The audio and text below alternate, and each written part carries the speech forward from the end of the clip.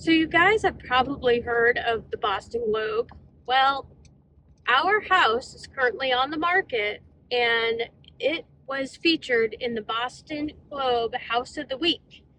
Um, we were notified of this very short notice. It was late last week, so we really had to pull together a lot of resources, get the information that the reporter needed, and it is published on the Boston Globe as of today. So we are the House of the Week.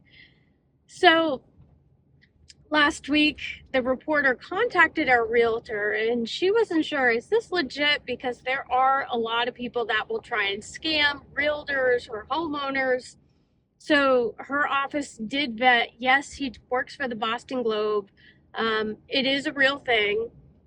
And he wanted to interview us. So he actually talked with my husband, interviewed him. They had a great conversation. We had two photographers. I had one photographer that did the initial photos when we listed, and I had another photographer that recently did some exterior photos because it's summer and I wanted to show all the greenery.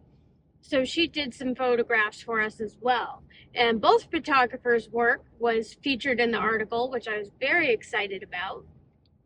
And it basically, the reporter was really intrigued, not only by the contemporary design of the house, but how we as a family live a very sustainable lifestyle.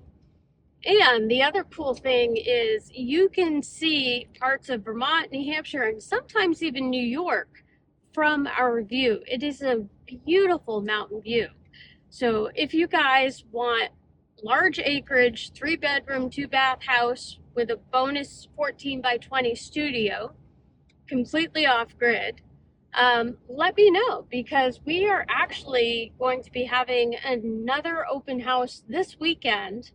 I'm not sure if it'll be Saturday or Sunday. We're still in discussion with our realtor, but I know there's two interested parties that want to come see it. So we figured, why not do an open house? Because people are very curious about living off grid, but they're unsure about what it looks like, what the solar looks like, the batteries, things like that.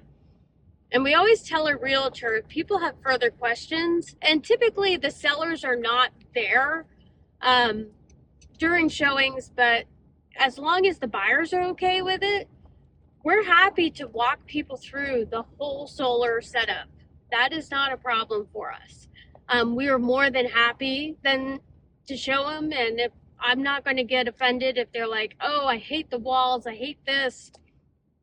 I'm trying to remain objective because those are cosmetic things, but like the solar, that comes with the house. So things like that you can be tied to the grid. That is possible, but it does come with an expense. But if people are curious about it, we have an artesian dug well, never run out of water. So that's always a bonus. And the other thing is, often during thunderstorms or snowstorms, the power lines go down and people are without power.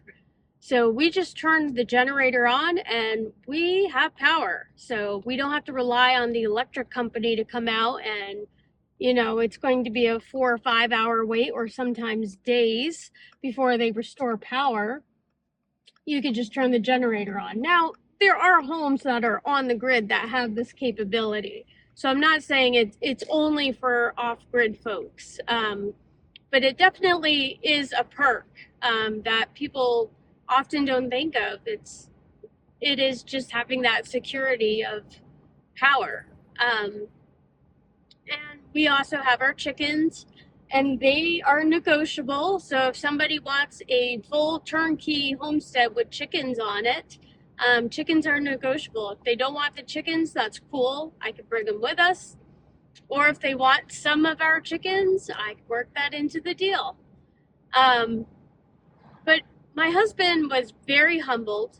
A lot of times when people say, oh, you live off grid, they just assume it's a cabin in the woods. And no, it's not a little cabin. It is a full functional house, 3-bedroom, 2-bath, and we live in it year round. If somebody wanted to live in it year round or seasonally, they could. they could winterize the house and, you know, use it as a retreat. So there's lots of different possibilities. Um, and I was watching the listing today and how many views are on it, and we got over 500 views on it today and more saves. So people are seeing the article, which is pretty cool. I'm hoping, you know, a buyer will emerge from being featured in the Boston Globe, or at the very least, at least bring awareness that yes, people live off grid, and people enjoy it. And there are actually quite a few off grid properties for sale right now in Vermont, ours included. But like I said, ours is a full turnkey. You can move right in. It's actually staged like an Airbnb.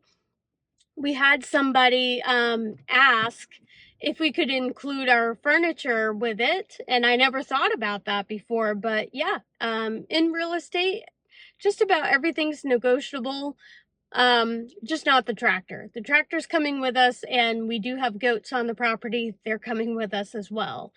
But in all seriousness, we are humbled. So if you want to check it out, go to the Boston Globe, look under the House of the Week, and you will see our homestead featured. And like I said, we're going to have an open house. So if there are people interested in seeing our property, we invite people to go to the open house and check it out. Or if you have questions, the other thing I'm debating doing is actually making a website specific for our house, just with more details about living off grid, how the house functions, things like that. What's in the area. I've seen other homeowners do that, so I was thinking of doing the same. But do you guys think that would be useful for an off-grid property like ours? Let me know in the comments, because I've been debating doing that. And do you think it would help, or do you think it would not help? You can only post so much in an MLS listing. On a website, you can free type and add more detailed photos, things like that. So let me know in the comments. We're pretty excited, and we hope this will help sell the homestead.